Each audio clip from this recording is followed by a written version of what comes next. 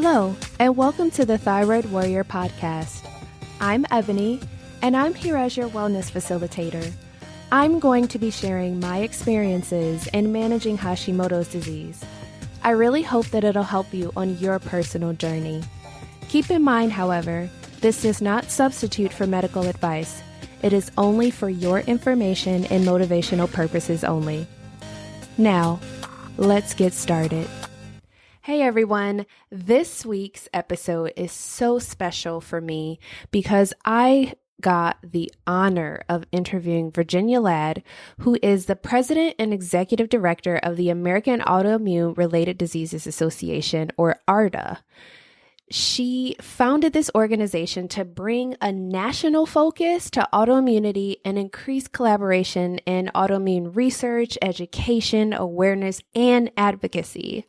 She's been involved in the nonprofit community for over 35 years as both a patient and an educator. She has lupus, and she's been very active in that community for many, many years. She started to realize that there was a bigger calling for her, mostly because she, as a lupus patient and multiple family members that have had diagnoses of autoimmune conditions, she started researching the underlying relationship amongst many autoimmune conditions. And that is when AARDA became very clear to her in terms of why it was so important to focus on, because there really wasn't one agency or one organization that was focused on autoimmune health, nor were there cross collaboration amongst many of the national health agencies to kind of address autoimmunity. So it's really cool to see how she's been able to work in the community and create this organization that has meant so much to me and so much to many patients across the country. And I'm so pumped to interview her today. So just get comfortable and enjoy the ride because she shares so much knowledge in this episode, and I cannot wait for you guys to share your lessons learned. So let's go ahead and just jump right in. Today's interview is just all about getting to know the AARDA and information about how it was formed and some of the things that you've done. So I'll just jump right in and just tell me a little bit more about how the AARDA was formed.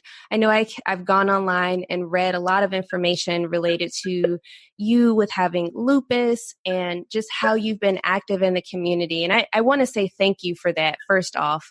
But could you just tell me a little bit more about that? Well, originally I was president of the Lupus Foundation of America. And from that position, and from my family's history, is I have multiple autoimmune diseases in my family. A couple with lupus, and then a couple with psoriasis and celiac, and autoimmune pancreatitis and type 1 diabetes. And so, while I was president of the Lupus Foundation, I began to wonder why we were not looking at these diseases as a disease category.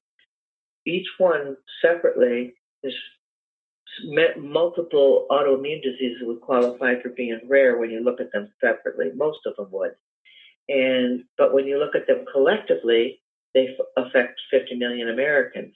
So why wouldn't we look at that, look at these diseases and research these diseases as a disease category like we do cancer? Because they have a common disease pathway and a common genetic background. So that would say that they should be considered a disease category. So that was the reason for founding the organization, because I felt that if it was looked at as a disease category, we could initiate much more collaboration among researchers, because at the time, and even somewhat today, although it's better, multiple sclerosis researchers did not talk with lupus researchers, did not talk with type 1 diabetes researchers or Crohn. I mean, it was all siloed. So there was a lot of redundant research, but also the lack of collaboration and looking at it as a disease category. Even at the National Institute of Health, they looked at it disease specific. And so that actually was not helping research behind what is the mechanism that is behind all autoimmune diseases. And we still don't really know that, but we've come a ways in 27 years in understanding that. And now they actually are thought of. So the other thing that was the reason I wanted to have more awareness of autoimmune diseases, and especially provoke collaboration among even the patient groups, I felt our voice would be much louder if we were able to do that. So, and then it was just a real surprise to me that in a country as large as ours, there was no centers of excellence for the treatment of autoimmune disease where you would see involve multiple specialists. And like we have for cancer, if you have cancer, usually within 30 minutes of your home, there is a cancer center of pretty good excellence. But in autoimmune disease, you see a rheumatologist or you see a nephrologist, and many patients had to see multiple specialists. So I really thought the model for treating autoimmune patients was very, very off mark. And so that was also one of the reasons for founding the organization. So that's what I did. I really appreciate you. And I looked up your organization initially when I was diagnosed with my thyroid condition.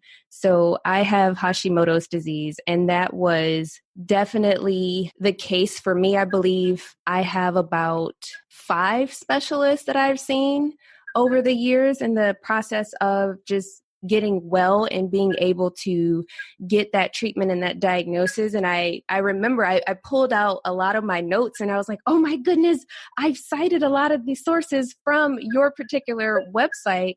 So it was just really exciting to see all of the work that you're doing and looking at it as a pathway, because one of the things that I've learned as a result of just talking to people and working with people is that at the core of all of our conditions, we have very similar symptoms. And as you all have noted, they cluster and they're different things that we all need that support for. So I'm just really grateful that your organization exists. Well, thank you for that. Yes.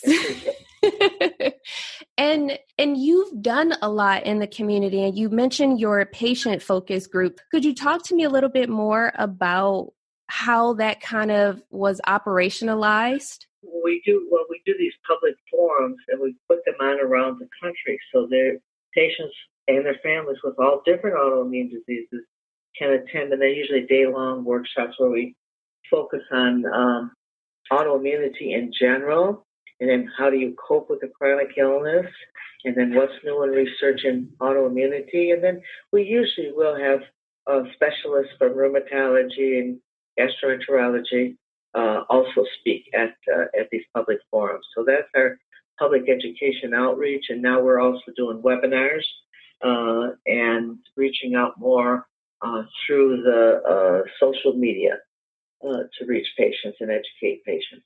I love you guys' social media handles. They really are informative. Along those lines, you have your patient forums, but let's say we have someone that's newly diagnosed. How do you feel from your years of experience from being a patient? How do you think that those of us that have autoimmune conditions should seek out that help when they start to have symptoms? Well, when you have, one of the issues with autoimmune disease, and one of the issues that makes it so difficult to diagnose, is the symptoms can mimic many other conditions. So sometimes an autoimmune disease is one, it has to almost declare itself, and that can take time. So you have to be followed by the same physician. But one of the problems is you see your family physician, you mention the symptoms, they send you, let's say joint pain is one of those symptoms, so they send you to a rheumatologist. But many autoimmune diseases can have joint pain, but might not be rheumatic autoimmune diseases, such as Crohn's. And so that rheumatologist does the test for the autoimmune diseases that fall into their area, and you end up, told, well, no, you don't have these. And then, well, so don't come back and see me. Yeah. But you have to, in many cases, particularly milder forms of the disease, they have to be followed till they actually can declare which autoimmune disease. So we kind of recommend that you go to, if you have multiple symptoms, go to an internist first and let them try to determine the in which direction are you going with this autoimmune problem. And an internist tends to look at the whole body, not just parts of the body. So that's always a good starting point, is to find a good internist. And sometimes you can look at a major medical center near you, find out who's head of internal medicine, who are the top doctors in their internal medicine. And that's a good place to start when you don't know what's the matter, rather than being sent from specialist to specialist, because specialists tend to look at only the part they're interested in. Mm-hmm.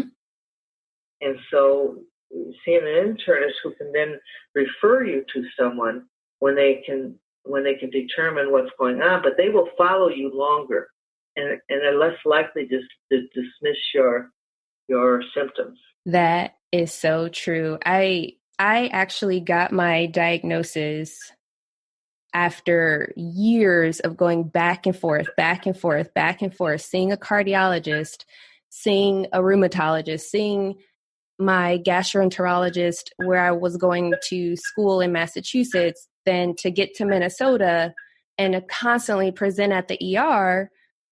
And finally, I was able to see an attending that was an internist. And I said, I just want you to test for everything. Like, I don't know what's wrong. I'm losing weight like crazy. I have light sensitivity, joint pain. My hair is falling out. They even thought I had kidney stones. It was a mess. Well, that happens. We know from a study that we do, and we do this as a benchmark study every 5 years, so that we can determine, are we making any progress? And one of the questions we ask is, how many doctors have you seen before you were diagnosed? That right now is about 3 point something. I don't know how you come up with a decimal point for a doctor, but somehow we do. And then we know the average is a little over 3 years, or close to 3 point something years in getting a diagnosis. And that's actually improved. When I founded the organization, the very first survey we did of this type, it was like 60-some% were told that they were too concerned with their health, and it took like 7 or 8 doctors. And I believe the first one was like 5 or 6 years to get a diagnosis. So we've come down, but one of them has went back up a little bit, and that's the one where patients are asked if they were told that they were too concerned with their health, or chronic complainers, or too stressed out, or whatever. And that one went down, and now it's back up to 50 some. So we're a little concerned about that. We don't know if that's because of the Healthcare Act, people had to change doctors. So many of them were starting back. Mm-hmm. Maybe their tests are negative again, and we're starting back in that, trying to get a diagnosis. So as you know, doctors depend very, very much on tests, even though tests are not always the most reliable. There are some autoimmune diseases for which the test that they do is only 50% accurate. Mm-hmm. So what does that tell you? Right. So it's but they do depend on the test. So getting a diagnosis has been one of the major issues for patients. I myself did not have a difficult time. I just happened to have a really mega flare-up of all the lupus symptoms at the same time, and they looked at me and said, "You have lupus." They didn't. They did the test and it proved it, but I just had it all happened at the exact same time. So, but I've been a warrior before diagnosis, because I've heard thousands and thousands of stories of people going years trying to get a diagnosis, and that takes its toll on the person, not only financially, mentally. Then they can get depressed. Then you can't tell the symptoms from depression, because one of the major symptoms that is the one that's most dismissed by the doctors is fatigue. Mm-hmm. And the fatigue is not really just being tired. The doctor interprets the patient as saying they're tired. And then they say, well, you should be 3 children, you have a job, blah, blah, blah. We know we're all tired, they'll say. Right. But the patient is really experiencing something much more profound than tired. They're actually functionally exhausted. As I once said to at a committee that was discussing fatigue and if it needed more research or whatever, and I could hear them talking, the research about sleep, and they were talking like it was like regular tiredness. And I finally said, no, we're talking about somebody who's 23 years old and can only get up half of the steps of a stairwell, and then they can't go any further. That's not tired. That's exhaustion. I totally agree. They can't comb their hair without their arms hurting, or they can't fold up a sheet because their arms can't hold it up that long to fold it up. I said, that's what we're talking about. We're talking about exhaustion, not just being tired. And they kind of looked at me, but it did change the conversation of the conference. So that's one of the things that AARDA is really working on, trying to get more research, because we found there's actually very little research into the mechanism that causes this fatigue or this exhaustion. We actually tell patients to say they're functionally exhausted. They can't do what they want to do, and the doctors understand that better than I'm tired all the time. But we think there should be much more research in that, and that's one of the things we're advocating for, because nobody knows what the mechanism is. It's just considered a symptom, and why not find out, what's causing that symptom? Right. I work in healthcare now, and even from an education perspective, we're constantly fighting to get all of our teams to understand we have to look at the big picture, and we have to look at patient care as a whole, not just, hey, you're going to go to the cardiologist today, or hey, you're going to go see a urologist. It has to be that combined effort in order for us to succeed. And I'm grateful that from a research perspective as well, that you guys are looking into that, because it's not readily available in terms of getting that information. Right. Well, there's just very little. If you look at research on fatigue, you find most of it is related to a diet, or it's not. I'm not saying research isn't important, but it's not looking at what's the mechanism behind it. It's looking at most of it. Does exercise help? Does exercise hurt? Does a diet help? Does it's all peripheral. It's not getting to what is the mechanism within the body that's causing this fatigue. I mean, is this, is it even could be latent viruses that live in some people because they genetically, because of their genetic background, and then they may get a virus that would not be serious to anybody else, but tends to set up house in them. Rather, they get over the virus, but like Lyme can do that. Lyme can set up in a person's body, and then you have the same symptoms, and you have Lyme is considered chronic Lyme disease is considered autoimmune. So why couldn't that be in other areas? And if you have a virus that lives within you, and it's just quiet until maybe you are stressed about something and your immune system is pushed down, and up flares the Epstein-Barr virus, for instance. A lot of patients will have high titers to Epstein-Barr, and then low titers, and then normal titers, and then high titers. So what does that mean? So there's just very little research into that as it relates to fatigue. There has been quite a bit of research on Epstein-Barr and some of the autoimmune diseases, but not as it relates to fatigue. I wish you could see how hard I'm shaking my head right now, agreeing with you. That's why we got to do more awareness. And that's one of the reasons that I was so excited when I heard and that we were able to partnership with the Autoimmunity Institute in Pittsburgh, because that is the concept that they're working off of. They have all the different specialists there. They see all the different autoimmune diseases, although I don't believe they see eye autoimmune disease yet, because that requires such high-priced equipment. Mm-hmm. But nevertheless, and they don't. Their physicians there, their specialists, they don't even have an office. They have around an area that surrounds all the patient examining rooms. So when they go out, they have to huddle with each other. Wow. The nephrologist can walk over and talk to a rheumatologist about a patient they might be seeing for, say, lupus nephritis or something. And maybe the patient's now having joint swelling. So, okay, let's bring in the rheumatologist. So it's there, and they're also doing that type of research. So we think that that's the approach that we would like to see that model move out to other major medical centers across the country. So even when I go up advocating with Congress, I mention that model and how we'd like to see that. And I actually believe not only would the patient be better off, but I'm absolutely convinced it would also lower healthcare costs. Nobody's been able to do that study because most of the autoimmune diseases did not have codes. They now have codes. So now it's possible that we might be able to find out what the cost of autoimmune disease.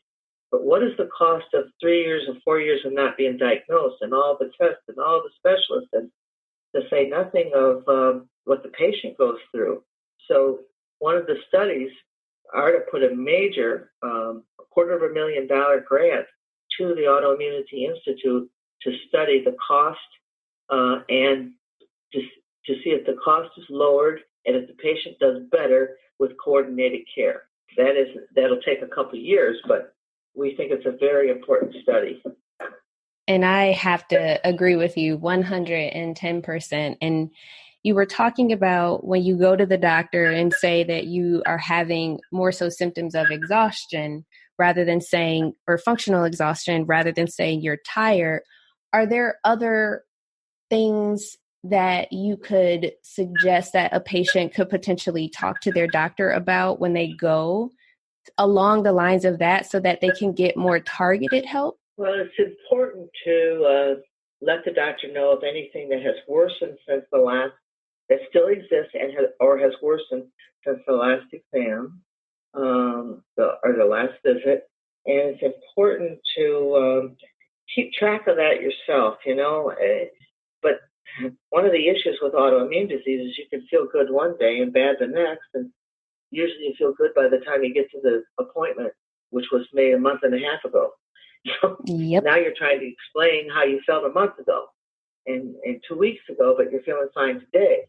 So keep track of that on a calendar so that you can actually show the physician how up and down you have been with those symptoms. So keeping a list of your symptoms, and being able to document that to the doctor helps them.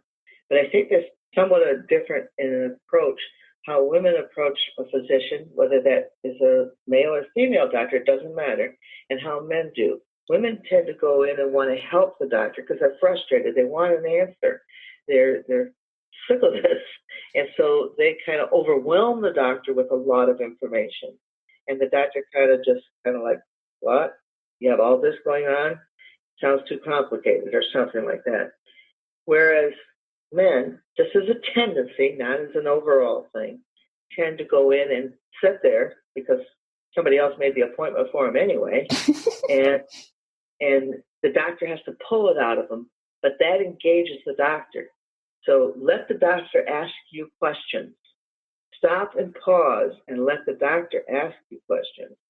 So you want to engage the doctor in trying to find out what's the matter with you instead of becoming overwhelmed with your symptoms. You're right. I flooded my doctor. I was like, let me tell you all the things that are wrong with me in 5 minutes or less, which is about 3 years worth of information. Whereas once I got the diagnosis and I started writing those things down and tracking it to going to the doctor and saying, well, here's what's going on today. This is what's happened in the last week. what do you think? And I literally will just sit there.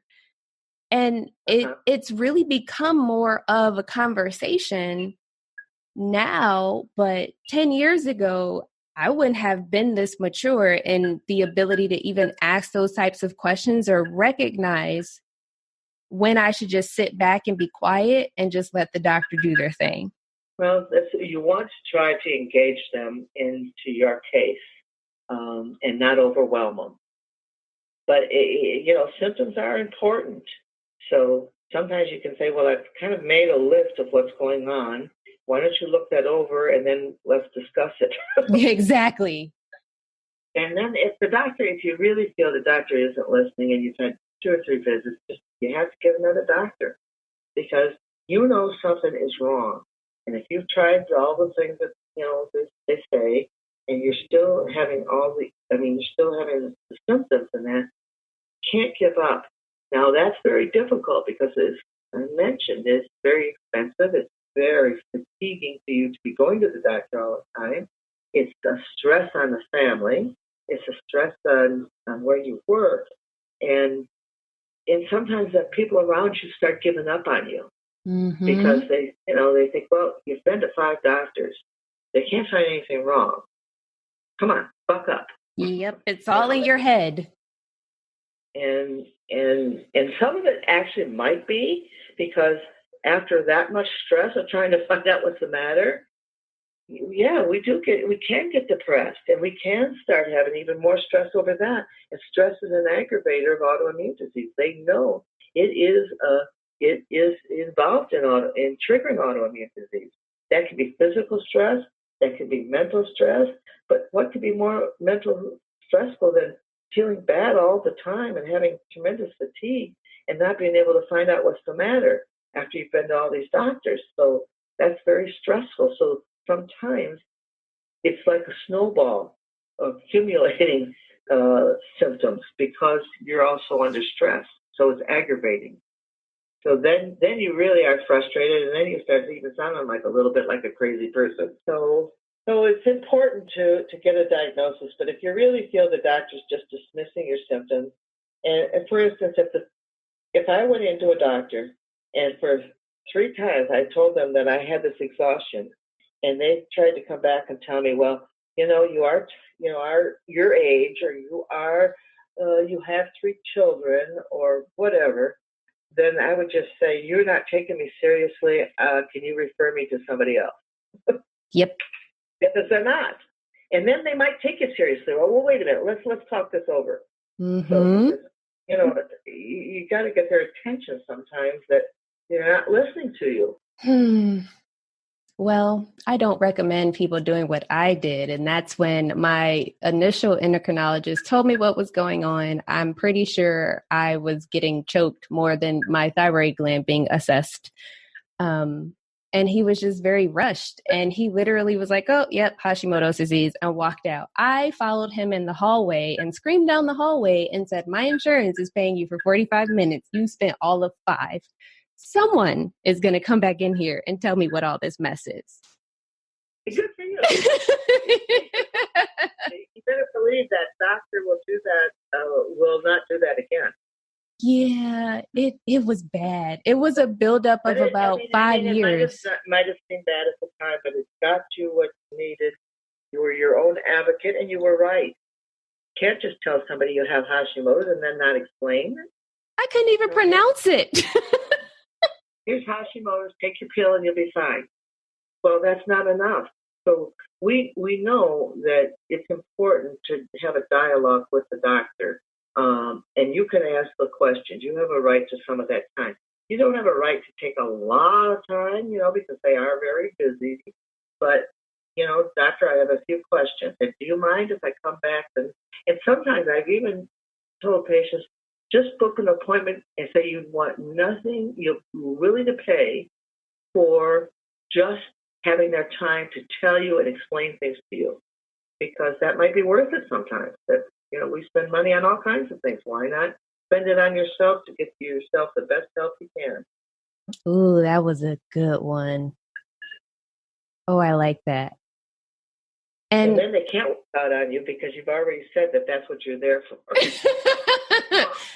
That's so true. It's like, well, I'm paying you for this time, and it's me paying you. So come, get comfortable.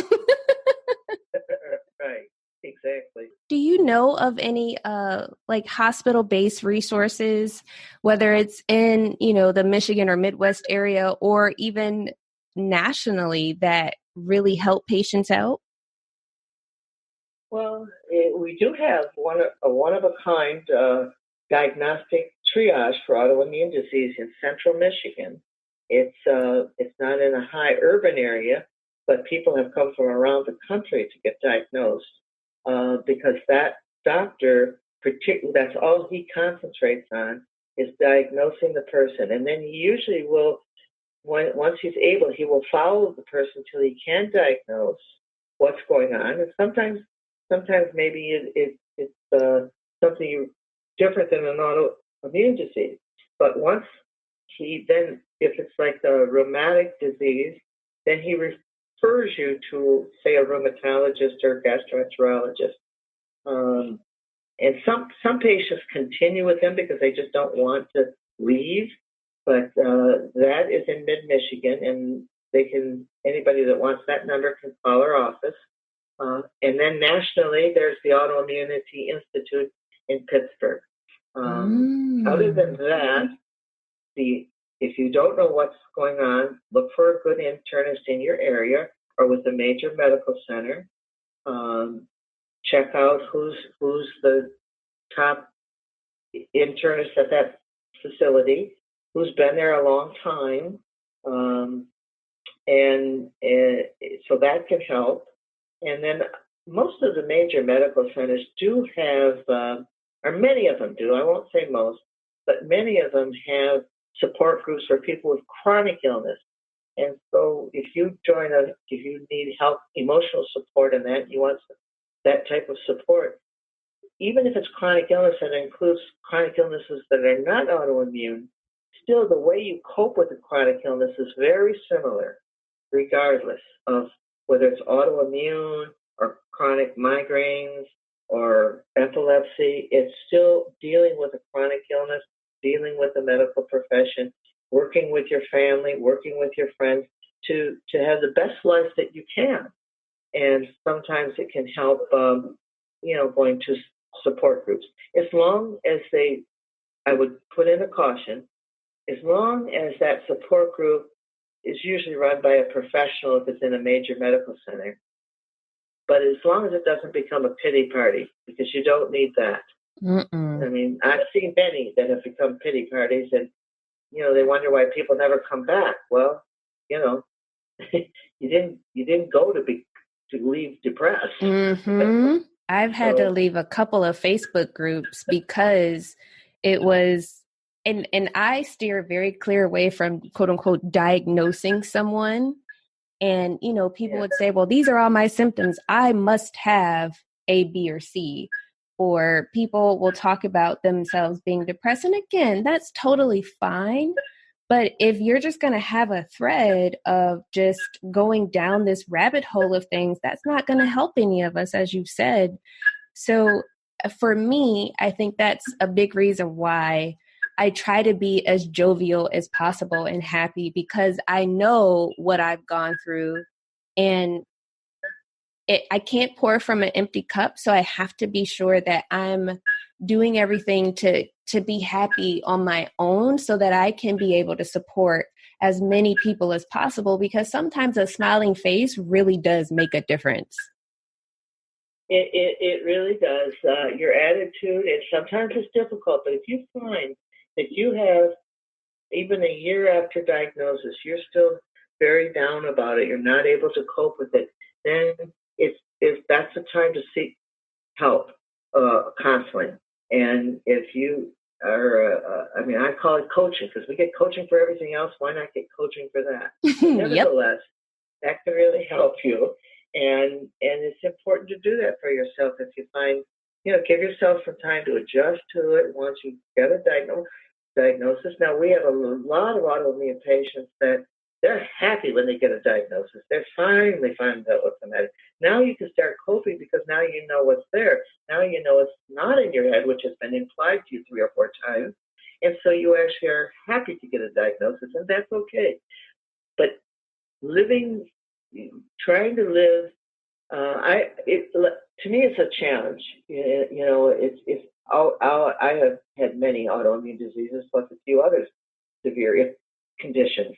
And I just find that, okay, it's there. What are the challenges? And how can I meet those challenges? Sometimes I don't have to get over the hurdle. I can get under it without anybody knowing I didn't get over the hurdle. And so I'm constantly thinking of how I can do that when I have really bad flare-ups. Mm-hmm. And, there's just many ways. And then some of the ways sound, they can sound ridiculous, but if they work for you. Now, I mentioned, why I mentioned folding sheets is it was one thing that was very difficult for me when I was first diagnosed with lupus. I couldn't hold my arms up. I had to wear short hair. I couldn't wear my arms up, lift them up. And I started rolling the sheets up, just rolling them up. And you know what? After a while, I thought, why did I have to fold those? Just because my mother did? Mm-hmm. And now I could fold them up. And I say, why would I waste my time doing that? The better way is just roll them up. And I can stack them in the closet just the same, but they're rolled up, not folded up. So there's lots of things like that. When you think creatively, how can I get over this hurdle, this challenge, without it really, being impacting, without anybody knowing I didn't actually get over it. And another thing I love to do when I had a lot of flares, my early years with lupus were actually pretty bad. I had pretty serious disease. And fortunately for me, it got better at midlife. But nevertheless, some days were just so bad. And I did have 3 children and a husband. And when, there was no way that dinner was going to get made that day. It just wasn't. I did learn that a crock pot is a wonderful device, and then I could take that afternoon nap, dinner would be ready. But on those days when that was even too much, I'd take out one of those packages of cookies at 6 o'clock or 10 to 6, slice it up, and when my husband came home, he'd open the door, he'd smell the cookies. Oh, wow, that smells good. I said, yes, but we have to go out to dinner first. And you see, it kept a whole different perspective than my just lying on the couch and saying, I'm sorry, I just couldn't get dinner today. That's brilliant. That is that's brilliant. Well, I think when you start approaching it that way, you start feeling in control also. And being in control of your illness is very good for your emotional, how you deal with it emotionally. And sometimes you can laugh at it. I mean, I can laugh at a lot of the things. And I'll give you one specific time. I was on a lot of cortisone. My face was swollen. I had put on a lot of weight. My hair was very thin, and my front tooth fell out. And I looked in the mirror, and I'm crying. And I had a meeting with my son, who was in third grade. He was in third grade at the time. It was teacher meeting day. And I looked in the mirror, and I thought, you look so bad. How can you even go? You lose a front tooth. You already lost 25 IQ points, right? Oh, my goodness. Just with losing the tooth. It looks like that anyway. My little son came in. He saw me crying, and I said, well, I just look so bad, and I don't want to go meet your teacher. And he goes, Mom, tomorrow's Halloween. You look like a pumpkin. And I just remember laughing so hard and going over and telling the teacher that story and mentioned why I look like this. And she laughed, and it all was okay. So my tears were turned to laughter there by a little third grader. Oh, that's so special. Perspective of my look. Wow. So it's how you look at it. A lot of times, it's how you look at it. And sometimes you just have to give yourself, a good kick in to move yourself in that more positive direction, because it's very easy to become a victim in any chronic illness. It's very easy. But people tend very much to distance from people who are a victim, and then you don't have the support you need. Mm-hmm. So, and it's important to take that approach. One of the things that AARDA is trying to do, and we're experimenting actually, our first one will be tomorrow, where we are having a meetup. But the meetup isn't going to be like a support group. It's a meetup where we want to have some fun. Even though we all have autoimmune diseases, we can share our stories and, but on a positive level as we can be. Not that you have to be happy all the time about it. Believe me, I've shed many tears and many frustrations and many anger over the different things I've had to deal with. But the bottom line is I've always done much better when I looked at it positively, and I've always felt much better. And so we're trying this meetup, and we'll see how it works out tomorrow. Oh my goodness, that is such a wonderful idea. And, it's funny now because a lot of people see me and they're like, oh my goodness, you have all this energy and you're just so happy. Like, what are you doing for it? And how do you manage it? And I said, honestly, you have no idea what goes on behind closed doors some days. You don't need to know, because I'm not going to tell you, because I'm dealing with this. Exactly. But it fills me with so much joy when I think about how far I've come. And it just makes me want to, I know some people think this is weird, but it makes me want to hug everyone that I come into contact with, because, so many of us are dealing with these things in silence. And sometimes a hug really is all that you need. Now, if you're immune compromised, obviously, I don't want to hug you, because I don't want to put you at risk. But, if I can make someone else's day a little bit better, I'm all for it. And there you have it, everyone. This was such a treat to be able to interview Virginia from the AARDA. And if you haven't done so already, you'll definitely want to check out more of what they're doing within the community, and definitely take some time to write down what your biggest takeaways were. And with that, take care. Okay, Thyroid Warriors, get out there and take things one step at a time. Remember, be great, reflect on your triumphs, and as always, be well. Take care.